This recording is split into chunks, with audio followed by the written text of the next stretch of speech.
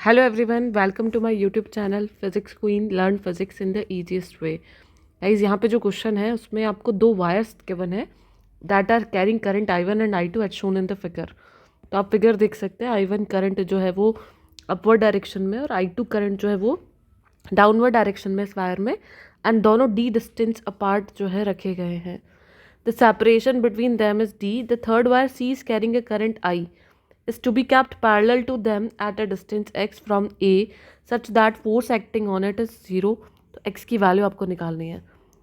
यहाँ पर हम लोग कंसीडर कर लेते हैं कि इस वायर से x डिस्टेंस पे जो तीसरा वायर है आपका वो रखा गया है और इसमें करंट I अपवर्ड डायरेक्शन में फ्लो हो रही है।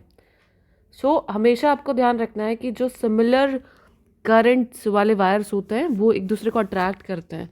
तो इस वायर की वजह से इस पर जो फोर्स लगेगा वो इस डायरेक्शन में लगेगा, और इसमें ऑपोजिट करंट फ्लो हो रही है तो ये इसको रिपेल करने की कोशिश करेगा, तो ये फोर्स भी इधर ही लगेगा।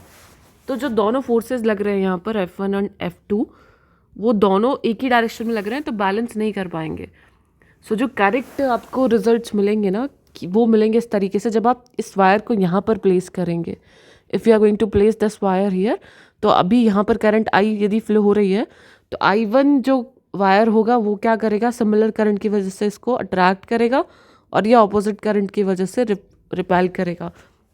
तो जाके जो आपके जो फोर्स होंगे वो बैलेंस हो जाएंगे।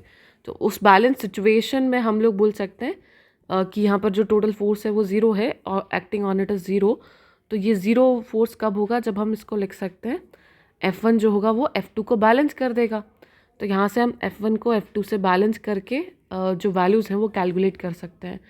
हम लोग देख सकते हैं यहाँ से आपको मिलेगा mu naught I1 I upon 2 pi x that is force on two infinitely long wire per unit length.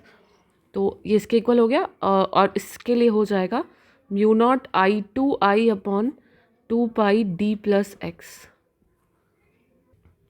तो यहाँ से देखिए mu not I and mu not I cancel हो जाएगा, 2 पाई कैंसिल आउट हो जाएगा, I1 बाई एक्स इक्वल आ जाएगा I2 upon D plus x.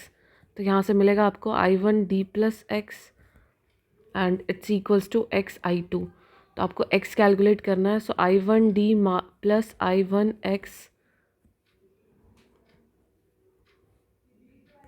And it will be equals to I2 x. तो यहाँ से हम I2 माइनस I1 एक्स को लिख सकते हैं I1 डी के इक्वल। तो यहाँ से x आपको मिल गया है I1 d upon I2 minus I1। हमें यहाँ से जो वैल्यू मिल रही है that is I1 d upon I2 minus I1। अब ये जो x है ये निगेटिव हो सकता है यदि हम इसे यहाँ कंसीडर करते हैं, d माइनस एक्स के लिए लेते हैं, तो आपको अकॉर्डिंगली अपने आंसर्स मिल जाएंगे। तो यहाँ जो मोस्ट अप्रोप्रिएट आंसर होगा that is going to be I1 d upon I2 minus I1 है। I1 d upon I1 minus I2, क्योंकि फिगर में x को इधर कंसीडर किया गया है तो x आप निगेटिव ले लेंगे।